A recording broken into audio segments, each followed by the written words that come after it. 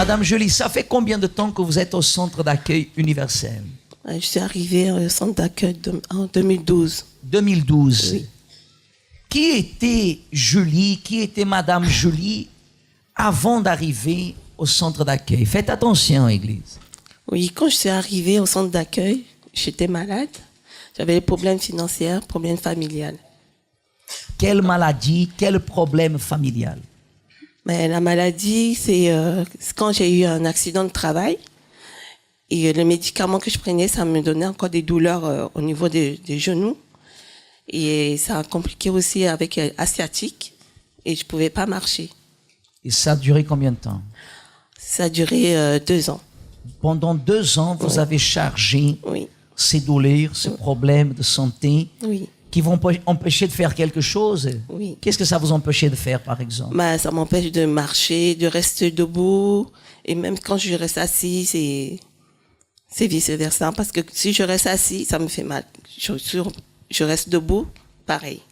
Quoi d'autre vous aviez? Après ça, j'ai aussi le problème financier.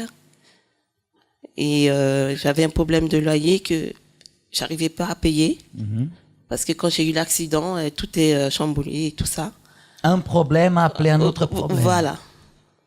Et aussi problème familial. Et puis le papa de mes enfants aussi, qui buvait aussi, qui est alcoolique. Et tout ça, tout est mélangé. Et c'est comme ça que je suis arrivée au centre d'accueil. Les problèmes familiaux que vous disiez? Les problèmes familiaux, parce que comme le papa, il buvait beaucoup, et les enfants sont vraiment perturbés à l'école et tout ça. Et en arrivant au centre d'accueil, qu'est-ce que vous avez fait? Qu'est-ce que vous avez appris pour changer cette situation? En arrivant au centre d'accueil, j'ai participé aux campagnes d'Israël. J'ai participé aussi aux propos. Je fais toujours les chaînes de prière tous les mardis. Oui. J'ai fait des propos pour ma santé et tout ça. Et après ça, je suis guérie. J'ai plus de douleur dans les jambes et je mets du talon. Avant, je mettais pas les talons. Ah non? Et avant, je courais même pas. Oui. Et maintenant? Et maintenant, ça va. Comme avec le problème de loyer, Dieu a aussi. Comment Dieu a exaucé? Parce que j'ai fait les campagnes d'Israël. Oui. J'ai dépensé. Vous aviez une dette. J'avais une dette que le tribunal m'avait dit je dois payer mon loyer 1100 euros. Que c'est mon salaire, je gagnais 1200 euros. Et en quoi Dieu vous a exaucé? Quelle a été la réponse? Comment ça s'est venu? C'est tombé du ciel? Comment? Quand j'ai déposé mon sacrifice, et quelques mois après, j'ai reçu une lettre comme quoi j'ai plus de dette au niveau de mon loyer. Parce que j'avais 8 000 euros quand même. Vous avez 8 000 euros de dette. Oui. Vous avez fait un sacrifice que vous avez dit. Oui. Comment vous vous sentez aujourd'hui, Madame Joly?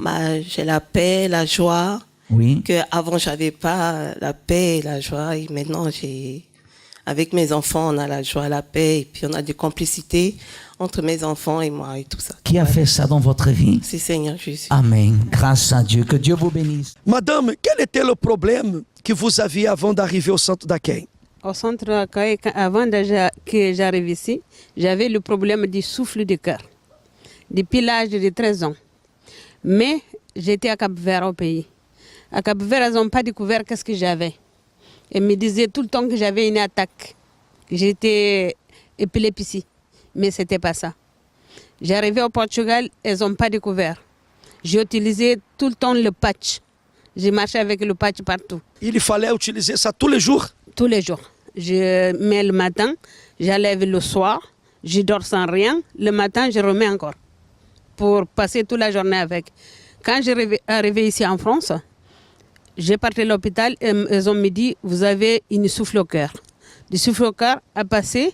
Après, ils ont été opérés, ils ont mis un petit disque là-dedans. J'ai été avec jusqu'au jour que vous arrivez chez moi. J'allais très mal. Et vous m'avez dit qu'il y a une solution pour venir au centre d'accueil. J'ai regardé, mais je connaissais déjà cette église. Elle m'a ramené au Portugal à l'église universelle, mais je n'ai pas continué parce que je n'ai pas cru. J'ai dit, si le docteur ne m'a pas guéri, pourquoi le pasteur va me guérir? J'ai passé devant la porte tous les jours. J'ai senti que j'étais soulagée. J'ai dit, je vais continuer, peut-être c'est là. J'ai fait tous les examens pour aller rentrer 26 octobre à l'hôpital pour aller remettre le disque. Le docteur, elle m'a dit, c'est bizarre, votre cœur fonctionne normal. Amém. Ça veut dire le propre médecin, il vous a parlé que le cœur, ça fonctionne normalement. Normalement. Après, ils ont mis refaire encore l'examen. Maintenant, tout va bien. Et vous n'utilisez pas l'appareil. Ni appareil, même pas le 18 comprimés par jour que je prenais. Rien du tout. Je suis normal comme tout le monde. Je travaille, je vais, je viens tous les jours. Qu'est-ce que vous avez fait, madame? J'étais fidèle à mon propre dîme. J'ai fait mon enveloppe. J'ai mis sur l'autel. J'ai déterminé à Dieu que c'est ça, que je vais mon guérison. Aujourd'hui, tout va bien. Qui vous a guéri? Dieu. À travers de la foi. À travers de la foi. Voyez, cher ami, l'impossible deviendra possible. Combien de fois avez-vous déjà frappé les portes, les hôpitaux? Vous avez même cherché de l'aide à gauche et à droite. Vous n'avez pas obtenu. Cette dame, elle devait utiliser un appareil jusqu'à la mort. Mais le jour qu'elle est arrivée à l'église, elle a passé devant l'église, elle n'entrait pas. Mais le jour qu'elle est entrée, voyez qu'à travers du sacrifice, à travers de la foi, de l'obéissance, le miracle est arrivé. Le même va arriver dans votre vie aussi. Ne vous découragez pas. Soyez sûr et certain que vous serez guéri à travers de ta foi. Alors, Madame Anne-Marie, comment êtes-vous arrivée au centre d'accueil universel? C'est-à-dire que je suis arrivée au centre d'accueil universel, dépressif, je buvais de l'alcool et je fumais des cigarettes. J'étais très, très, très malade. Donc vous étiez quelqu'un complètement perdu dans ce monde. Vous aviez des vices, de l'alcool, cigarettes. Mais pourquoi vous faites tout ça? Parce que c'est-à-dire qu'à l'intérieur de moi, j'étais vide.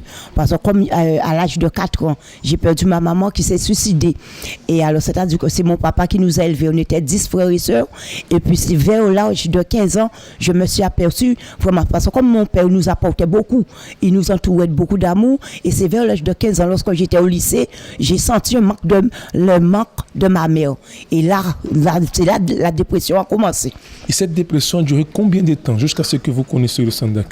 Ah, cette dépression, elle a commencé depuis l'âge de 15 ans jusqu'à l'âge de 40 ans, lorsque j'ai connu le Seigneur.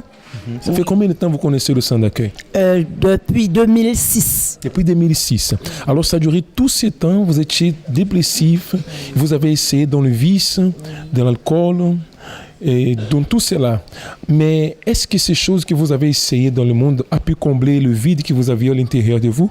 Ah, pas du tout, j'étais encore pire. Plus que je buvais, c'est-à-dire comme moi, je prenais les médicaments pour dormir. Alors le médicament, c'est-à-dire ne m'apportait pas de solution. Qu'est-ce que je faisais? La nuit, je buvais de l'alcool, ouais, je buvais de la bière, des trucs comme ça, me disant que peut-être tu vas mieux dormir. Et encore, c'était catastrophique, c'était encore pire, de pire en pire. Alors c'est-à-dire que j'étais vraiment mal.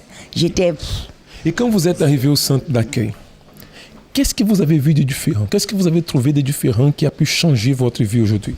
Ah, c'est-à-dire lorsque je suis arrivée au centre d'accueil, c'est-à-dire je me suis sentie bien déjà parce que j'écoutais la parole de l'hôtel, je sentais déjà, parce que comme j'avais pas de famille, j'avais une famille si vous voulez, mais j'étais pas tellement pas bien, que déjà de rentrer à là, m'asseoir, je sentais déjà bien à l'intérieur de moi. Et après, j'ai commencé à comprendre, c'est-à-dire que je faisais les chaînes de prière parce que là, moi, c'était vraiment pour la maladie, la santé. Alors je faisais le mardi, les chaînes de prière, et ensuite il y avait des propos.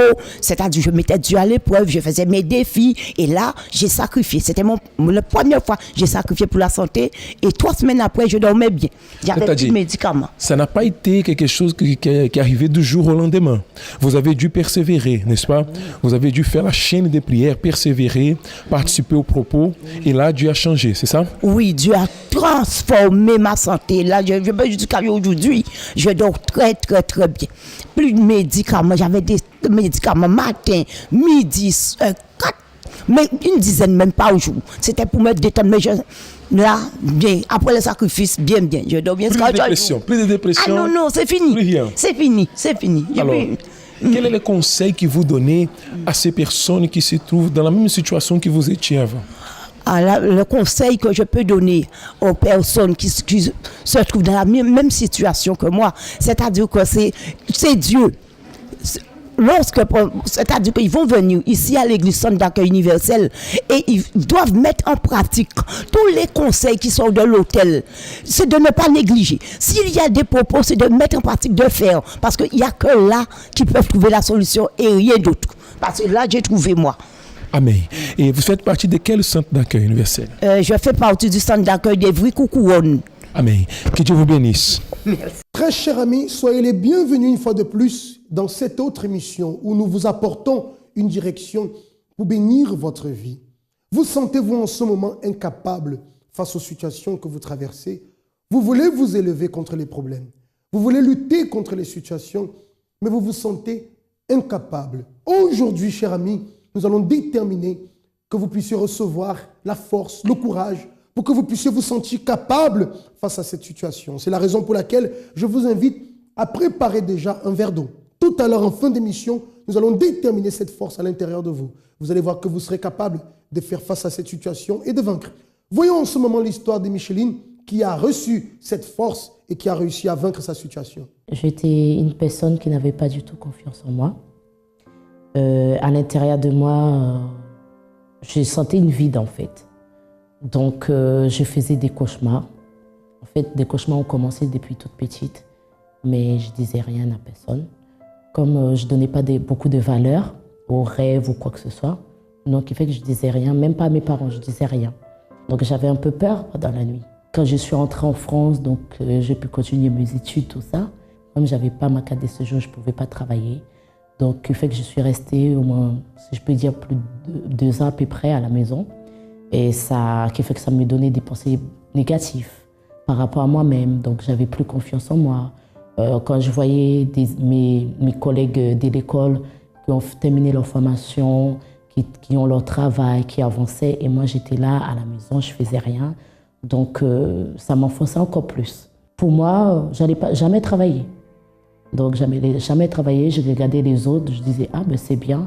Mais moi, quand il arrive, quelque part, je me maudis moi-même en disant je ne sers à rien. De toute façon, c'est comme si j'étais faite pour souffrir en fait. Dans la nuit, j'imaginais ma vie future, je pleurais. Je ne m'aimais pas moi-même. Donc parfois, je vais me regarder dans le miroir, je tourne la tête. Après, il y a mon frère qui est arrivé. J'avais l'impression que mes parents aimaient mon frère plus que moi. Les problèmes de santé que j'avais des cuisses au niveau du poignet. Donc, je ne peux même pas vous dire ça faisait combien de temps parce que c'était tellement longtemps, depuis même avant que j'arrive en France.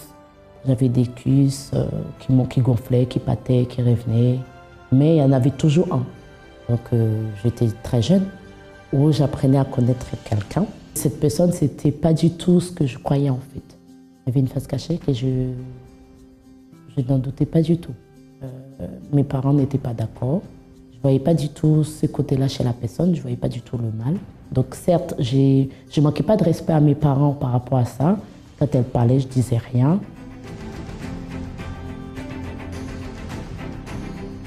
Je suis arrivée à l'église centre d'accueil.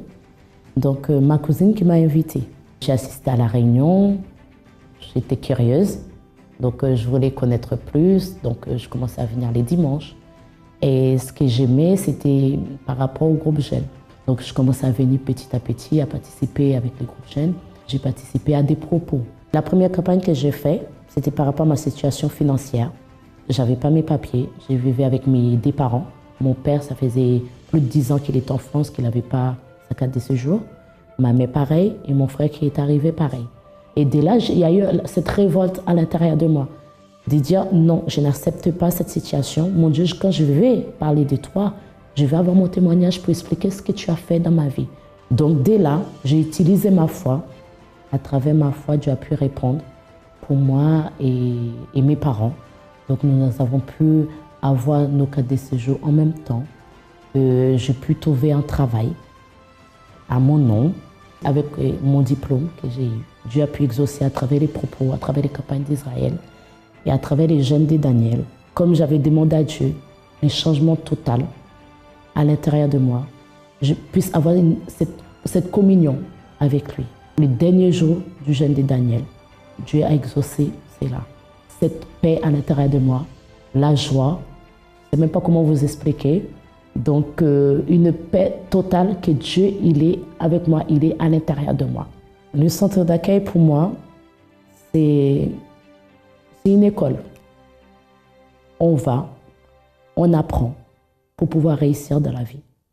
En fait, je suis arrivée au centre d'accueil. J'avais une vie d'études, en fait. Parce que, en fait, quand j'étais petite, j'ai été violée. Donc, du coup, ça m'a poussée à aller vers les hommes, les femmes. Je suis arrivée en France, j'avais 12 ans. Et quand je suis arrivée en France, j'habitais chez de la famille. C'était une vie, voilà, c'était l'enfer, quoi, parce qu'elle me tapait, en fait, j'étais son esclave. Donc, je faisais tout. En fait, chez elle, je m'occupais de ses enfants, donc voilà. J'avais pas le moyen pour subvenir à mes besoins. Donc du coup, j'étais obligée de donner mon corps aux hommes, des personnes qui étaient plus âgées que moi. Donc pour avoir de l'argent, pour acheter mes habits, tout ça. J'étais perdue, j'étais vide. Il y a même un jour, je voulais me suicider tellement que je comprenais pas en fait qu'est-ce qui m'arrivait en fait. Donc le médecin, il m'a dit que voilà, il a trouvé que en fait, dans mon sang qu'il y avait l'hépatite B.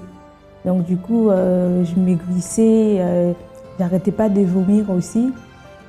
Donc après, moi je comprenais pas en fait c'était quoi l'hépatite B ou tout ça. Je pouvais pas marcher, je pouvais pas courir, je pouvais pas trop marcher. Donc mes genoux en fait tremblaient beaucoup. J'avais de la haine contre mes parents parce que je me disais pourquoi moi, voilà, mes frères, mes sœurs, ils étaient bien, en fait, ils étaient bien avec eux. Donc pourquoi moi, je n'ai pas été grandi avec eux, donc pourquoi je me suis retrouvée la France, encore dans le même problème, tout ça. Alors j'ai connu le centre d'accueil grâce à ma tante qui venait au centre d'accueil. Alors quand je suis arrivée, malgré que je ne comprenais pas en fait, qu'est-ce que c'est en fait une campagne d'Israël et tout. Donc j'ai entendu parler de la campagne d'Israël. Donc pour ma délivrance, donc j'ai fait en fait la campagne d'Israël pour avoir en fait ma délivrance. Pour moi, c'était la seule façon en fait de me dépendre de Dieu et d'être libre en fait. Libre des cauchemars, des attaques que j'avais pendant la nuit. Ben, je peux dire aujourd'hui, je me sens bien déjà à l'intérieur de moi. Donc j'ai plus, comment je peux dire en fait, ces combats, cette chose en fait qui était en moi, qui m'empêchait, que j'avais pas de confiance en moi, qui m'empêchait d'avancer. Aujourd'hui, si je veux faire quelque chose, donc je sais qu'avec Dieu, en fait, je peux le faire et je vais y arriver à le faire. J'ai pardonné à mes parents, j'ai pardonné aux hommes qui m'ont abusé en fait. Donc j'ai fait un test chez le médecin. Et même le médecin, il comprenait pas. Il m'a dit, mais vous n'avez pas pris de médicaments, comment vous avez fait? Donc je comprends pas, donc il n'y a rien dans votre sang, vous êtes guéri. Enfin, aujourd'hui, je me sens libre. En fait, aujourd'hui, je n'ai plus besoin d'être accompagnée, que ce soit par un homme, que ce soit par une femme. Donc aujourd'hui, j'ai une autre vision de pensée, quoi. Ce n'est plus ce n'est plus une vie pour moi. Je n'ai plus envie de me suicider. Aujourd'hui, j'ai la joie de vivre au contraire. Vous voyez que Micheline a même fait une tentative de suicide. Pourquoi? Parce qu'elle se sentait incapable de pouvoir résoudre les différentes situations dont elle était victime d'abus sexuels et tant d'autres problèmes devant lesquels elle se sentait totalement incapable. Mais lorsqu'elle s'est approchée de Dieu, lorsqu'elle a cherché cette aide, Dieu lui a donné les conditions. Elle a été capable de vaincre cette situation. C'est la raison pour laquelle je vous dis qu'aujourd'hui, vous aussi, vous aurez l'opportunité de recevoir cette bénédiction en fin d'émission pour que vous soyez capable de surmonter toutes ces difficultés. Micheline est un exemple, mais Madame Bintou aussi est un autre exemple d'une personne qui se sentait incapable face à ces problèmes, comme beaucoup de personnes, et qui aujourd'hui a eu une totale victoire dans sa vie. Voyons son histoire. J'avais des soucis au niveau de ma santé. Souvent, j'avais mal, que les médecins ne trouvaient pas la cause. Et même, j'ai été hospitalisée pour ça. Ils m'ont fait des examens et tout. Bon, ils ont vu un peu des problèmes au niveau du foie et qu'ils ont dit que ça va être traité et tout. Et en finissant le foie, maintenant c'est devenu au niveau des jambes qui se bloquaient et qui se maigrissaient en même temps. Et ça me faisait, j'avais des douleurs et en même temps j'avais froid au niveau des jambes. Et là, mon médecin a tout fait, n'a rien trouvé, m'a envoyé vers un professeur. Mes jambes, ça maigrissait. Et en même temps, j'avais froid, très très froid. C'est comme si on mettait des glaces à l'intérieur de mes jambes. C'est comme si j'étais carrément dans le congélateur, en fait. Et à un moment donné, je n'arrivais même pas à marcher. Je les sentais plus. En fait, j'ai les jambes, mais je ne sentais pas mes jambes. Et à un moment donné, je me suis dit, il faut que j'aille me suicider. J'ai pris la décision d'aller me jeter sur le train. J'ai enfermé mes enfants à la maison. Je suis partie parce que je savais qu'à l'époque, il y avait un train qui revenait de Montpellier pour Paris-Gare de Lyon. Ça passait à la gare de Melun vers 7 h environ. Donc je dis, il faut que je sois là-bas avant l'heure.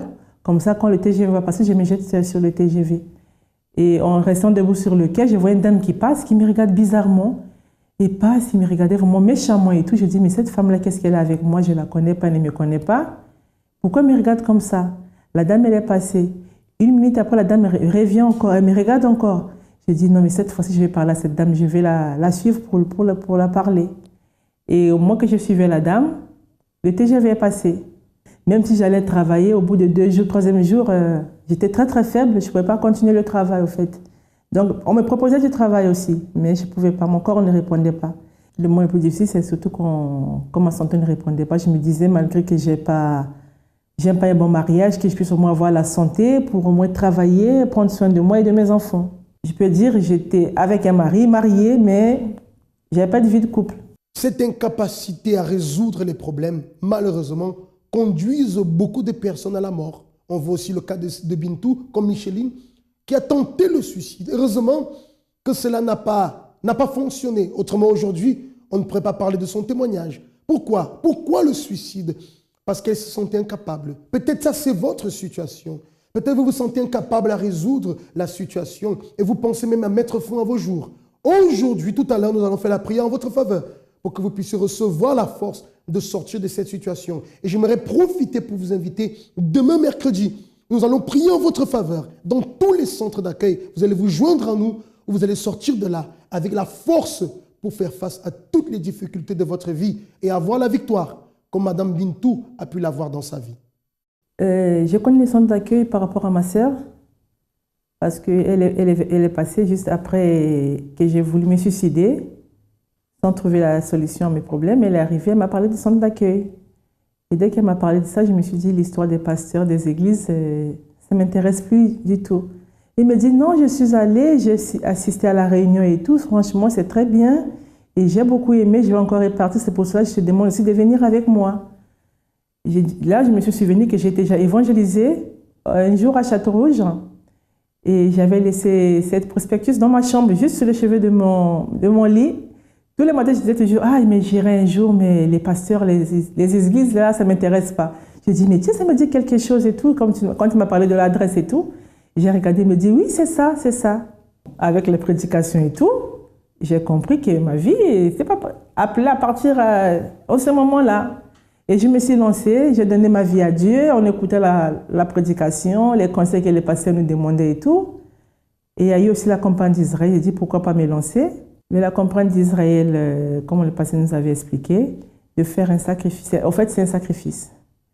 On va tout abandonner, notre vie, que ce soit physique, financière, spirituelle, on dépose tout entre les mains de Dieu. Et là, je me suis dit, pourquoi pas, et que c'est pas facile, mais c'est à nous de prendre la décision. J'ai dit, de toute façon, je n'ai rien à perdre, vu déjà comment est ma vie, pourquoi pas essayer. Mais j'ai sacrifié ma vie sur l'autel, j'ai sacrifié le physique en gênant, et ma vie financière, et le peu que j'avais pas grand-chose aussi à cette époque-là, quand j'ai commencé, vu que je travaillais pratiquement pas, je travaillais vite fait, et j'ai sacrifié. La campagne d'Israël, pour moi, c'était... Au fait, à cette époque-là, je me disais, je vais dans un monde que je sais pas trop, mais je vais découvrir, et je sais que j'ai la réponse qui m'attend. J'ai la réponse qui m'attend, et quelque chose que personne ne peut me donner, au fait. C'est en sacrifiant comme ça, là, on dit qu'il y a un Dieu, il y a quelqu'un qui est là pour nous, qui veille sur moi, et c'est lui qui va me donner.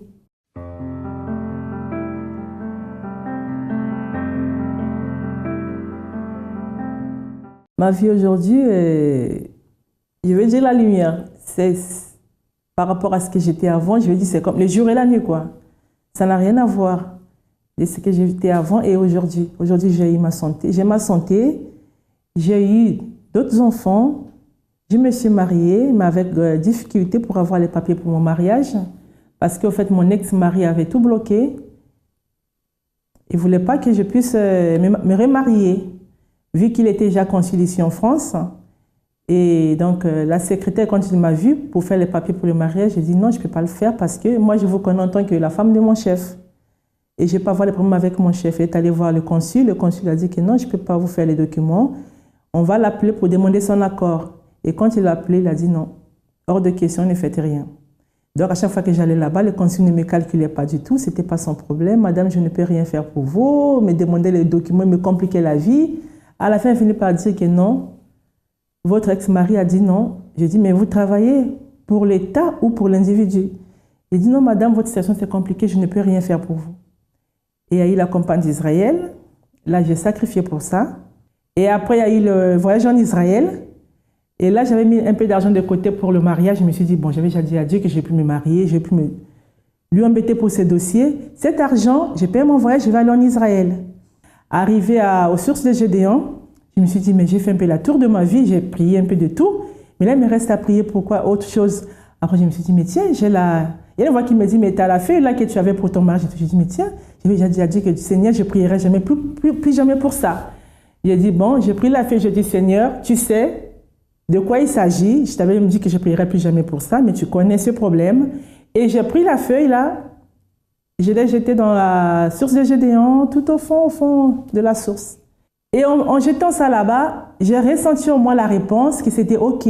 Tout de suite, là même à la source de Gédéon, j'ai ressenti en moi vraiment quelque chose de fort qui me disait que voilà, c'est bon, c'est fait. Après, je me dis, Seigneur, si un jour j'ai un enfant, dans mon mariage, je l'appellerai Gédéon. Et je suis revenue en France, on est arrivé un dimanche, lundi c'était férié Pentecôte. Mardi, je vais à l'ambassade. Dès que le consul a ouvert la porte, il m'a vu. Il y avait les gens qui attendaient et c'est moi qui l'ai appelé. Venez madame, mais je vous cherchais depuis, vous savez que j'avais perdu mon téléphone, j'ai perdu vos coordonnées, j'avais besoin de vous et tout. Venez, venez, venez, venez. Alors pour votre mariage, vous avez tous vos documents, donnez-moi tout, on va vous faire vos papiers. Et je lui ai remis. Il m'a fait tous mes papiers. Je suis heureuse maintenant. Ma vie est comblée de joie. Je suis avec un homme de Dieu aussi. On est dans la même foi. Donc, on est là. Et puis maintenant, ma vie financière aussi. J'ai trouvé un travail qui me plaît bien. Donc, j'ai eu travail. Et j'ai la vie. Mes enfants, ils ont la santé, ils ont la vie. Et j'ai eu un garçon que j'ai appelé Gédéon. J'ai connu des pasteurs qui étaient vraiment là pour moi, qui m'ont soutenu dans la douleur. Dans la galère, ils étaient là. Ils m'ont dit, ne baisse pas les bras, lève-toi, va, fais ci, fais ça, fais ça. Mais tout ce que j'ai mis en pratique, j'ai eu des résultats. Vous voyez, Micheline, tout comme Madame Bintou, qui ont pu voir le résultat de la foi. Aujourd'hui, elles sont capables de faire face à de grandes situations et obtenir la victoire. On va prier en votre faveur en ce moment pour que la même chose se produise. Prenez votre verre d'eau. Seigneur mon Dieu et mon Père, que toutes ces personnes qui sont unies avec nous en prière et qui se sentent incapables, mon Dieu, devant toutes les difficultés, les problèmes qu'ils traversent, Seigneur, étends ta main. Mon Dieu, arrache cet état de faiblesse au nom de Jésus-Christ et consacre, bénis cette eau. Et lorsqu'elle boira, mon Dieu, qu'elle sente cette force à l'intérieur d'elle, qu'elle reçoive cette force, la force de se tenir face à tous les problèmes, de lutter et d'obtenir la victoire. Je les bénis au nom de Jésus-Christ. Amen. Buvez de cette eau avec foi et recevez en vous la force pour vous tenir face à ces problèmes et avoir la victoire. Et n'oubliez pas, demain mercredi, dans tous les centres d'accueil, nous serons là pour lutter encore pour que vous ayez cette force dans votre intérieur. À très bientôt.